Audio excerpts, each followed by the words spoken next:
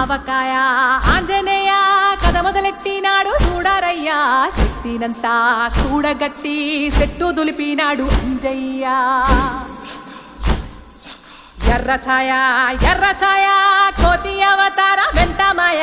కత్తి సేత పట్టకుండా కాయ కోసినాడు కపిలయ్య